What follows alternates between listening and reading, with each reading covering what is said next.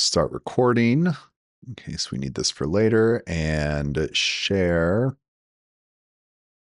Just wait a second. I don't even need to do that. What am I thinking? See how this works. There we are. You're looking at my email. That's not helpful. Let's fix that.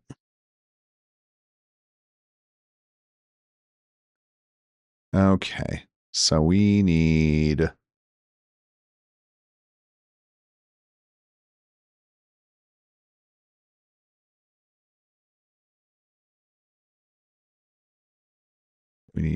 my browser.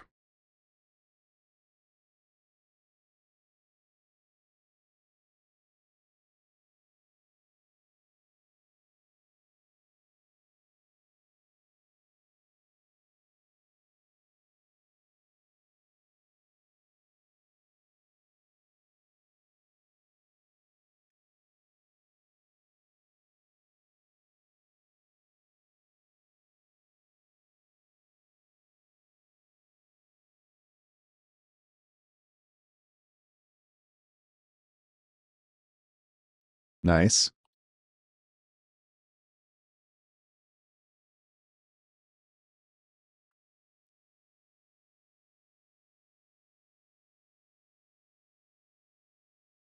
That's great.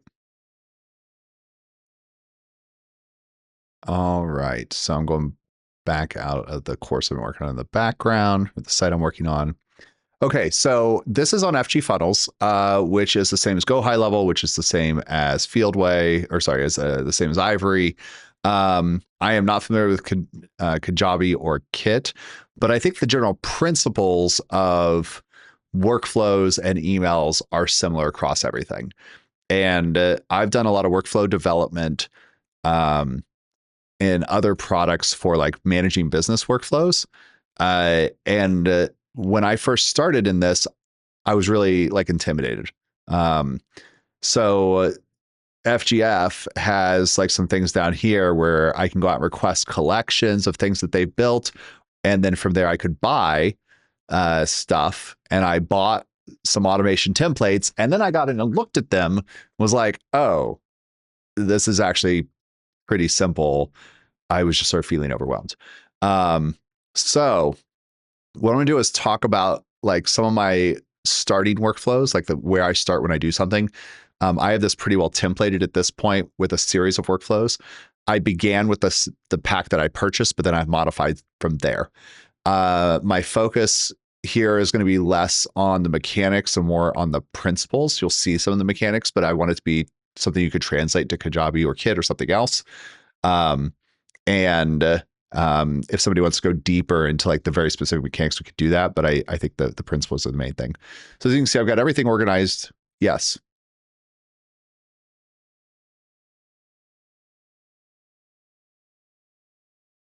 Is it? Okay. That's good for me to know. Appreciate that feedback. Let's try this. Well, it's supposed to be. So let's just do it this way.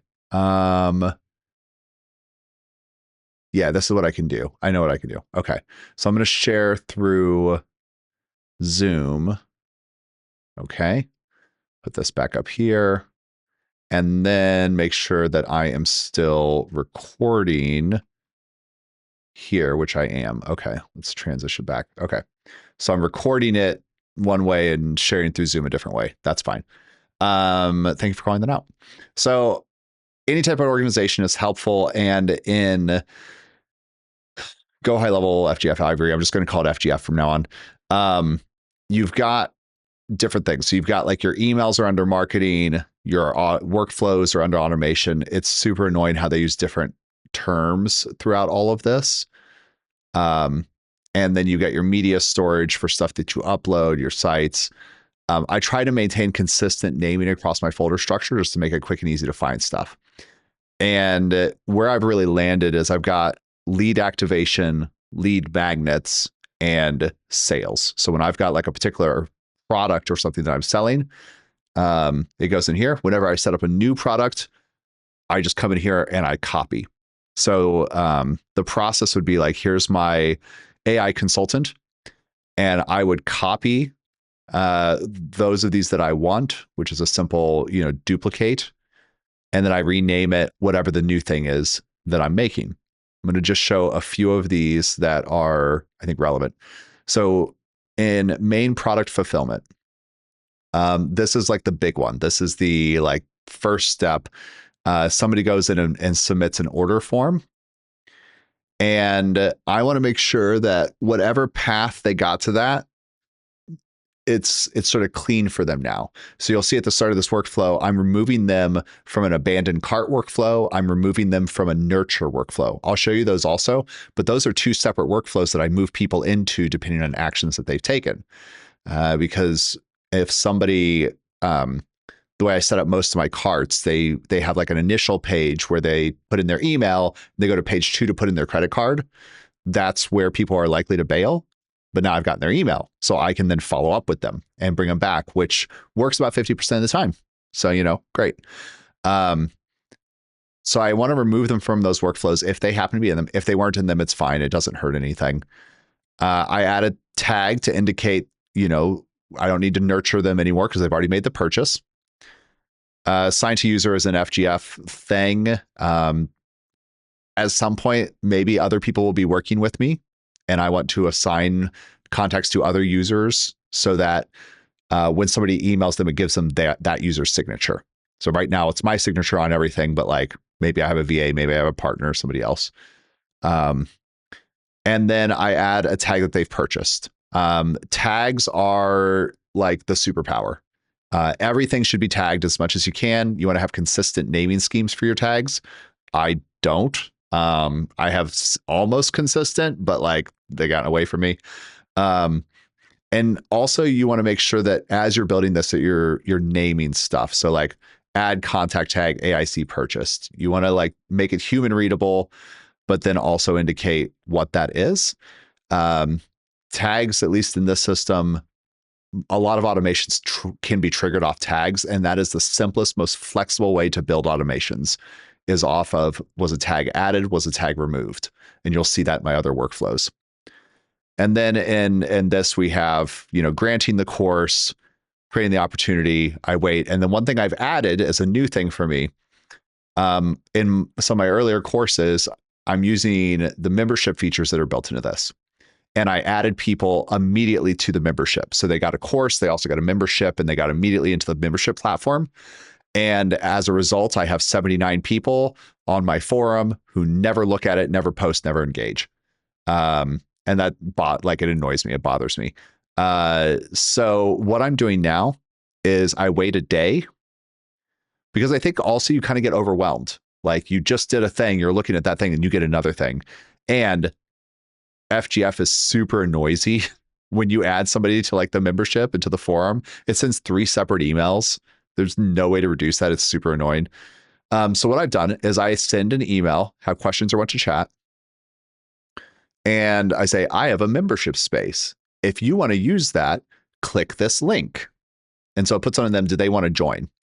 This link is what is called a trigger link. So this is, I think, a unique GHL FGF thing. I don't know if Kajabi or Click has this, but they probably do.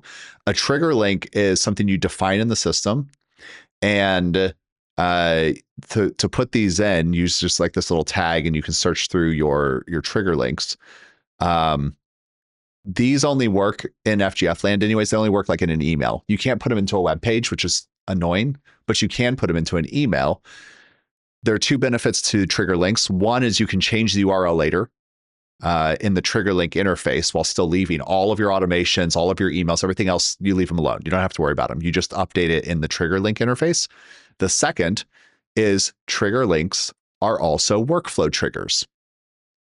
So if somebody clicks that they want to join the membership, my AI tools membership workflow picks up. Sorry, there's another one in between. My other recommendation is to split your workflows into small discrete pieces. Here, is this it? Yeah, trigger link clicked. AIC Fieldway Studio. Fieldway Studio is my forum. So it's just, did they click the trigger link? Add a tag. Like, try to keep your workflow self-contained. That makes the maintenance a lot easier later. And so all this one is doing is adding the tag. Once the tag is added, then I have a membership one that picks up and says, this tag was added. This is where it starts to get tricky because, for me, because I've got other courses, they might already be a member of the forum. They might already have an account. And so I want to handle it differently if they already have an account. Maybe they don't have an account. Maybe they have one and they're already in a private channel. I won't go into the details here. Suffice it to say, FGF has a built-in, I don't remember if it's built in, like if it's a free template or if it's one I paid for, but they had a template for handling this and it sucked. And I didn't like it and it spammed people. And so I finally recently went through and built my own sort of if-then logic to go through and say, okay, we just added, this tag. We've given them access to it. If they already have all the access, send one email. If they don't already have access, give them the access, send this email. And then if they don't have any of that, then grant them that access, add the tag, email for brand new users, and then grant the private channels and add a tag for that. So I use conditions also to split things apart. So I'm like handling that user very discreetly. I saw a chat message. Okay, just an emoji reaction. Let me put my chat messages off to the side so I don't miss anything. So if I don't have a membership component, I just wouldn't copy those. Like, I don't need them now. Because I've split them apart, it makes it really easy for me to go, I've got a new course. I need my main product fulfillment. And then I can delete out any step related to like sending a membership email. That was right at the end, you may recall. I just delete that. And then I just don't copy the trigger link. I don't copy the membership. But I probably do still want my abandoned cart and my nurture. So an abandoned cart workflow is quite simple. Did they go into this page effectively? Did they go into the cart page, wait an hour, create an opportunity, which puts them into the abandoned cart pipeline stage, send them an email, add them to the next workflow, a nurture workflow, and remove them from this one. And that's it. And the nurture workflow just works through 2 emails. Statistically, if somebody hasn't responded after 3 emails, they're not likely to for an abandoned cart workflow. So there's no point in really spamming them further. So I wait a day, nurture, and then go through my nurture email 1, my nurture email 2. I customize these for each offer, and then nurture's complete. You may recall from the fulfillment one, if they buy, we also add the tag nurture complete. We remove them from the nurture workflow, remove them from abandon. We want to make sure that we're not accidentally sending people multiple emails that don't match their stages. That's part of why we use tags. The tags make it really clear where are they at in their journey, and then we can use logic to filter, or we can only target based on certain tags. So we add a tag or we remove a tag based on where they're at. Let me see, other product fulfillment. I built a whole review system. I've got that on YouTube already, and I've got documentation for that. So I'm not going to go through that on this call. I could just point you at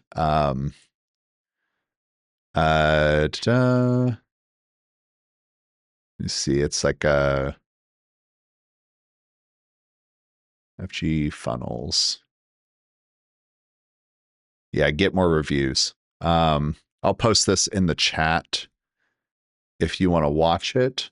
Hi there. Because it both Stubblefield goes through that, and then it also links to this step by step. It's like a 40 or 50 pages guide on how to build a review system in FG funnels, which again will apply to Ivory fine. I didn't like the review system that was kind of built in, so it sucks. I don't recommend using it. And it turns out because this can do so many things. You could build your own, and it was pretty easy. I think it took me start to finish maybe 2 hours, and that was me figuring it out. If you watch that little video, you're looking at like probably a half hour, following the guide and just going through and copying and pasting. Because it's really pretty simple. It's you. I sort of trigger based on, did they do part of a course? Did they do the whole thing? Request a review, and that's just, here's the product. Wait a couple days. Did they submit a review? I use tags to see, have they submitted a review? If they already have, great. I don't need to do anything. But if they've not submitted a review, then send an email, add a tag that they've been emailed. I've requested a review. And then I've got this sort of branching where I similar to the abandoned cart, I ask them 3 times total, just submit a review, which for me is just, it's a web page with a form. I think it's review singular. I was going back and forth between singular and plural. So, and then when they submit this form, guess what? It adds a tag to them. Everything is tags. It's just tags all the way down. That's how you keep track of everything. And I did some stuff here I was pretty proud of like, you can select the thing and then you can put stars on, and then I display things like what would have made this a 5-star experience. And I've split it out in my review automations where when somebody submits a review, and this is again in the video, but when they submit a review, I have conditions where I treat it differently if it's a 5, a 3 or 4, or a 1 or a 2. And I send them different emails depending on that. So I'm really happy with it. Not a single person submitted a review, just like everything else that I built. I've had no engagement, but I think technically it's cool and it works well. You also can do order bumps. You can do one-time offers. Those are workflows that I bought. I don't think I have any active right now. Leading product teams was the one that I originally had. One-time offer for, I really struggled to make things work with both recurring and one-time payments, and I had to build separate automations because I don't know if this was like one of the first ones I did. I've since learned a little bit better how to do it, but they're kind of like different products in FGF. And since they're different products, I had to trigger them separately.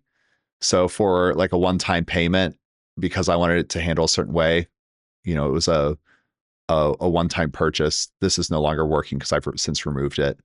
And then I wanted to do a bump up, and I had some like tags. So they bought, did they buy the one-time offer or not? And then I tracked the opportunity. If somebody wants to talk more about how to do bumps and one-time offers, let me know.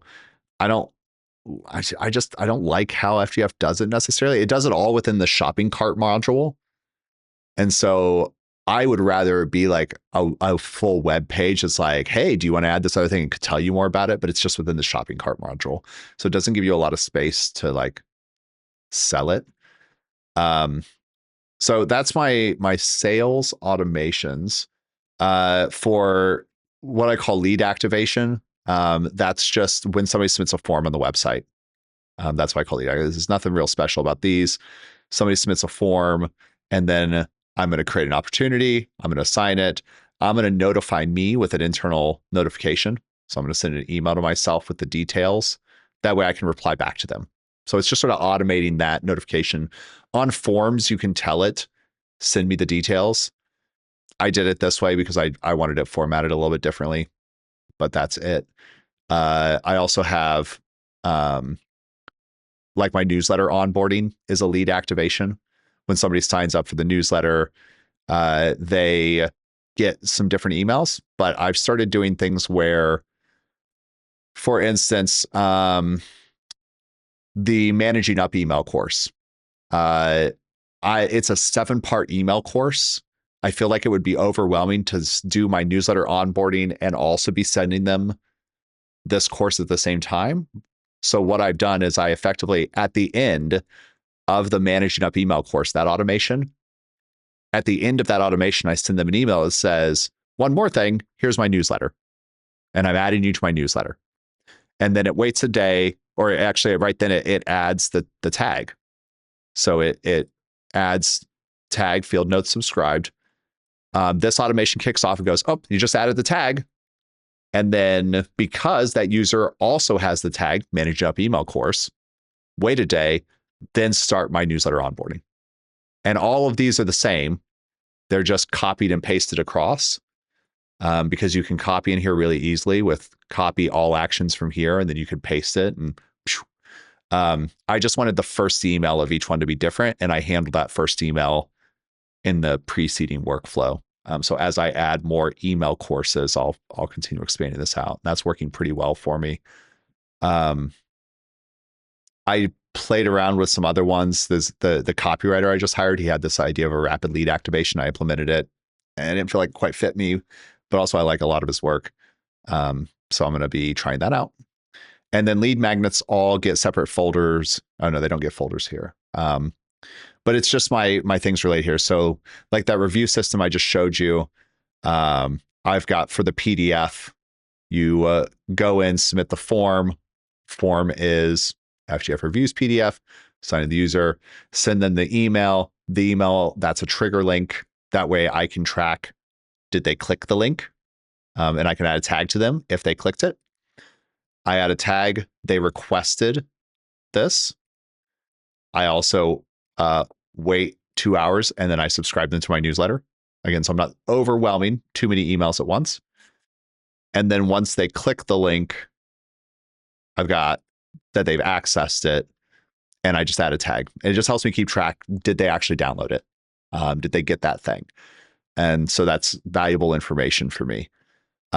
So when you're thinking about automations, I had a lot of time where I went around in circles, like, how am I going to do this? How am I going to accomplish this? How am I going to build this? And I looked through all the triggers and I looked through all the different things, and like I couldn't figure it out. And when I figured out, all I really have to do is when somebody does something, give them a tag. When they get a tag, then do something. Like that's the cycle. And once you figure that out with this platform, and I assume a lot of others, everything else becomes a lot easier. And my recommendation is, as you structure your automation, structure them as one automation is effectively, they did a thing, add the tag.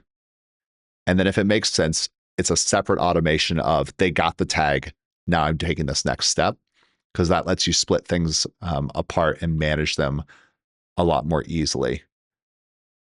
I think that's most of my stuff. I've got like some crazy automations.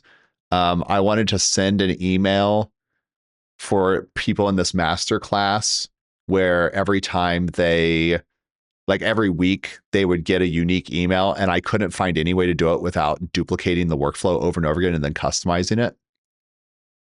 So that's what I did. So there's a bunch of these, as you can see, this drip around the course. Partly that's because I send them at a different cadence depending on what the person wants.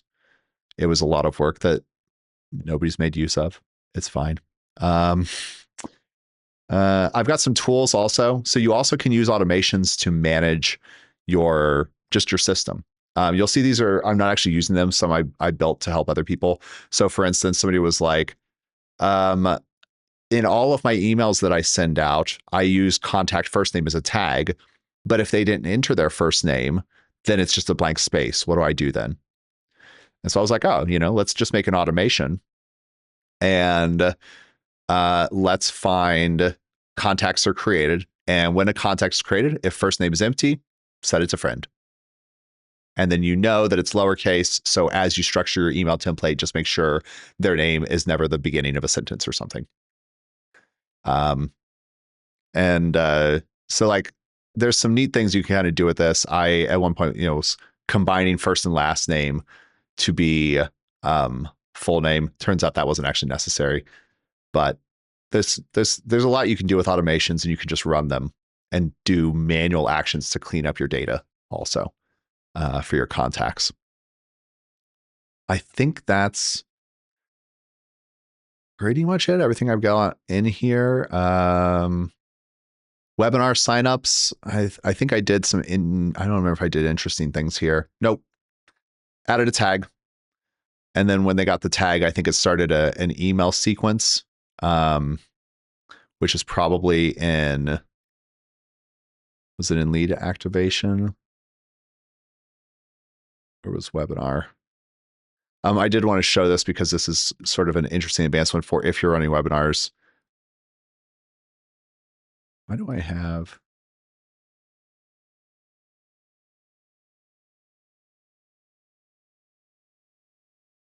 I'm confused now. Because I could have sworn this was a lot more complex, but it has nothing on it.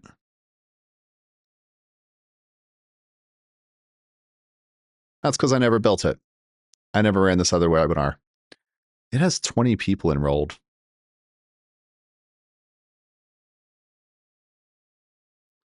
I never ran the webinar. I just never did it. And it turns out people were interested. Interesting. So what I did here that is a little unique, I had the sign up, just you're registered, hooray. You set an event start time, event start date, and then you queue the rest of your actions based on that event start date. So I did a wait, and your wait conditions, you got time delay, but you also have event appointment time. If you're using the calendar features in Ivory FGF, you can all use the same approach. Wait until it's a day before their appointment and then take an action. And if the time of that step's already in the past, skip them. So this is particularly helpful where they're signing up far in advance for a webinar. I want to let them know it's 2 days away. If they sign up 10 minutes before, though, I'm going to skip that one. I'm going to skip that one, and I'm going to go to starting now. So it's using the wait timer, based on the event appointment time. This is before, 1 minute before. Wait, and then I'm going to send this 1 minute before it starts to say it's starting now. So yeah, that's that. I am going to do more webinars, but I get the impression people don't want to wait 2 weeks till a webinar. So I want to figure out either how to do like the webinars on demand where everybody knows, but you pretend that like you just happened to sign up 2 hours before this webinar is starting. How lucky is that? Or you could schedule to do it tomorrow, or you could schedule to do it the next day, whatever. I might do that, or I'm just going to build something. So that's it. Libby already had to leave. Any questions for me?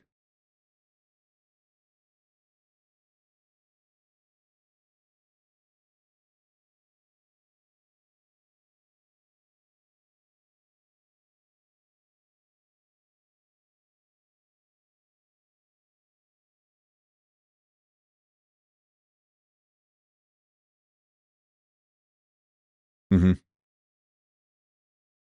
Mm-hmm.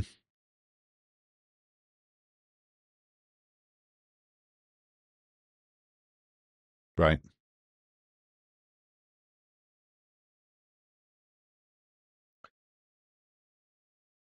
I do now. So you'll notice, for instance, I've got the Managing Up email course. This is a free 7-part course. And as I'm going through the 7-part course, all of the emails, not all of them, but I think 3 of them. By the way, you could go buy this thing for $17. And then, no, cancel. I don't want to join that Teams meeting yet. I have 3 minutes left. And then at the end, see if they're subscribed to the newsletter. Are they not subscribed to the newsletter? One more thing, my weekly newsletter. Now I'm going to start the newsletter onboarding. That is my end in mind. Right now, I want to build my audience. So all roads lead to the newsletter right now. That's where I'm at. And I will plug other things typically in a postscript. I think like email 7 here is kind of the most overt, where it's like, you've completed the course. Here's what we did. What happens next? You should go buy this thing. But also, P.S. in a few days, I'm gonna start sending you my newsletter. People can unsubscribe at any time. Relatively few do. And my newsletter onboarding is also about conflict resolution. like that series of 4 emails that it sends. So in this case, they've gotten 7 emails about managing up, and then they're going to get 4 more emails about conflict resolution. Then hopefully they're bought in because I've gotten past 8 touch points. That's my thought. But yeah, I am always thinking about building in flywheels. Like it's everything needs to kind of feed back into everything else. But for me right now, all roads lead to the newsletter. Partly because that's what Amy teaches of like, that's how I'm going to sell. That's how I'm going to convert. So I got to get people into that.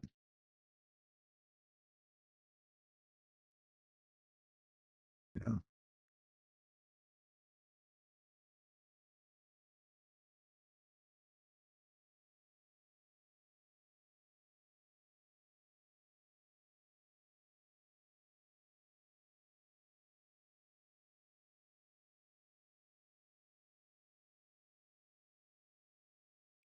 Right.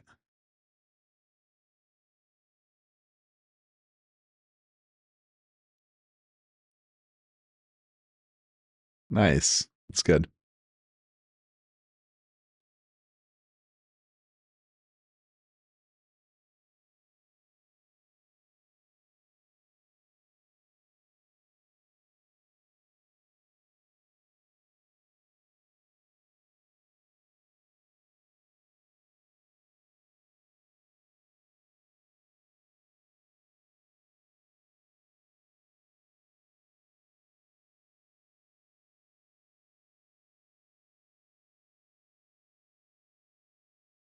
Mm-hmm.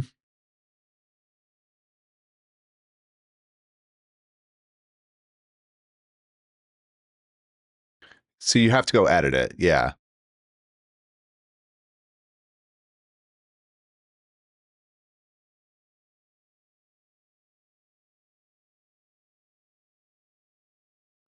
Yeah. Yeah.